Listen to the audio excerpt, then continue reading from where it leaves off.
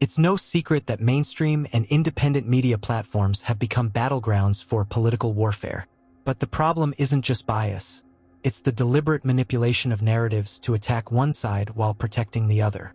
Platforms like The Intercept, Wired, and many others have consistently gone after figures associated with the political right, often based on weak or insufficient evidence. At the same time, they conveniently ignore, downplay, or outright suppress mountains of evidence that expose corruption within the Democratic Party. The Intercept's recent headline, "We found Elon Musk's email address and we are fighting to reveal his messages," is just another example of this pattern. Imagine for a moment that this were a leftist figure. If The Intercept had written the same article about a Democratic leader, the backlash would be swift and severe. We would hear cries of privacy violations, misinformation, and a threat to democracy.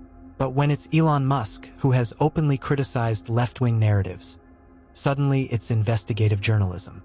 This double standard is not just unethical, it is dangerous for the very foundation of democracy, the disproportionate scrutiny of the right.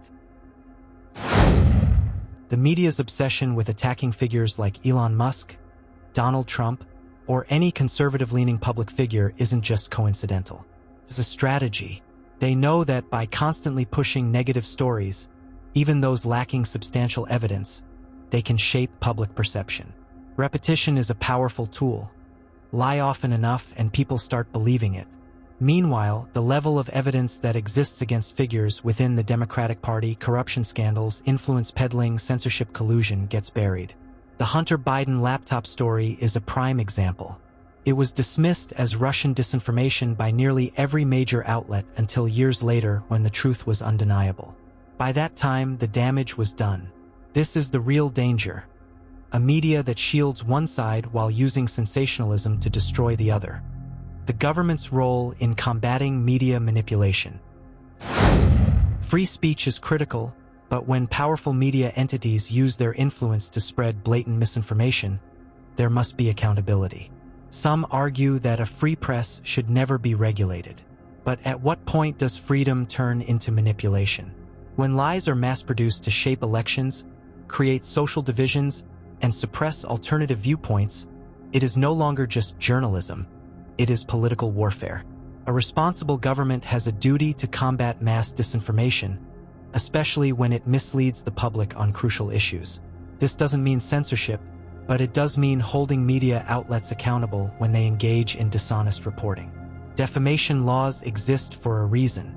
If The Intercept publishes a baseless attack against someone like Elon Musk, and it turns out to be false, there should be consequences, not just for Musk's sake, but for truth's sake.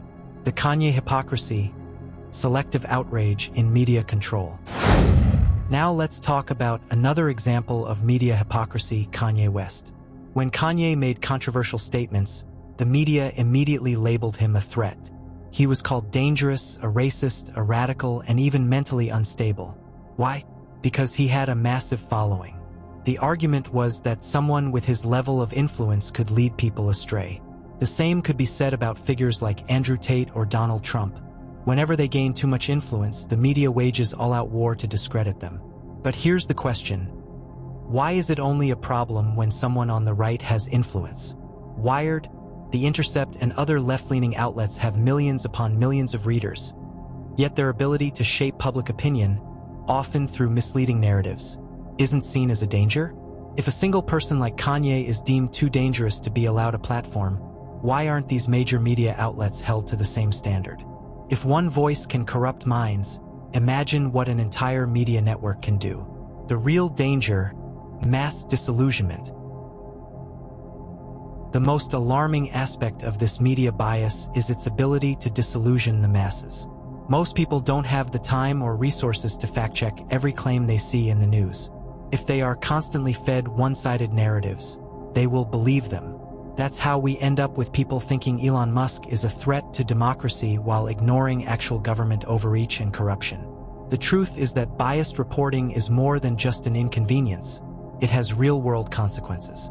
It influences elections, divides the population, and weakens trust in institutions. When the media acts as an arm of the political establishment, it ceases to be journalism and becomes propaganda. Conclusion: Demand accountability. The solution isn't to silence the media, it's to demand accountability. If news outlets knowingly spread falsehoods, they should be exposed and discredited. If they push bias under the guise of journalism, the public should call them out. And if the government truly values democracy, it should ensure that powerful institutions, whether in media, tech, or politics, are not allowed to manipulate the masses unchecked. We can't allow media giants to become kingmakers, deciding who is worthy of protection and who must be destroyed.